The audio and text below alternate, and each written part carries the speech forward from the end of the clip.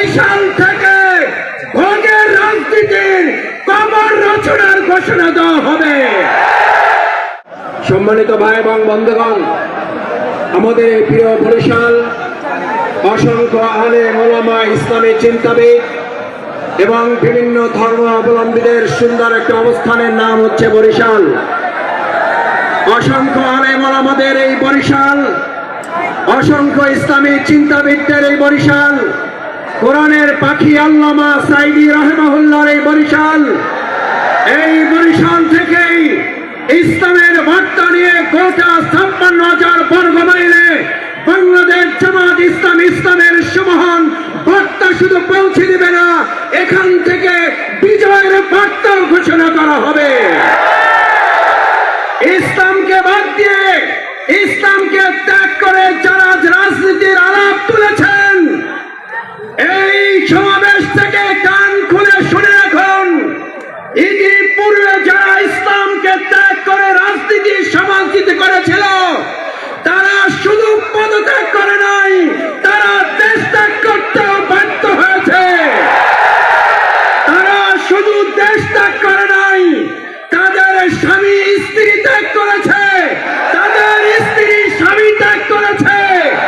বিশ্বের আদালত থেকে তাদের পদত্যাগে বাধ্য করা হয়েছে। আজ গোটা বিশ্বে তারা পদত্যাগী একটা পরিবার হিসেবে পরিচিতি পেয়েছে।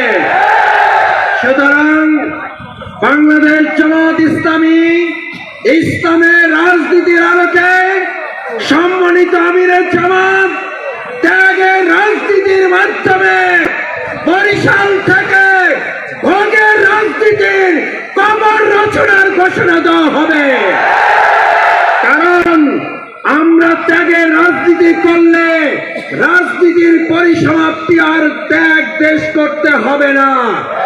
ত্যাগের রাজনীতি করলে আর আপনাকে গোটা বিশ্বের বিভিন্ন জায়গা থেকে পদত্যাগের নির্লজ্জ তকমা বহন করতে হবে না।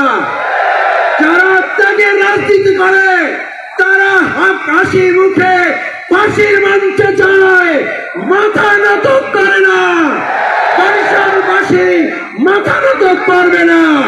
তাই আসুন, ভোগের রাজনীতির পরিবর্তে বাংলাদেশ জামাত ইসলামী আগামী দিনে ত্যাগের রাজনীতির মাধ্যমে আমরা আমাদের প্রিয় মাতৃভূমি বাংলাদেশকে উন্নত একটি দেশ হিসেবে গোটা বিশ্বের মানচিত্রে তুলে ধরে সেই আহ্বান জানিয়ে আমার কথা শেষ করছি।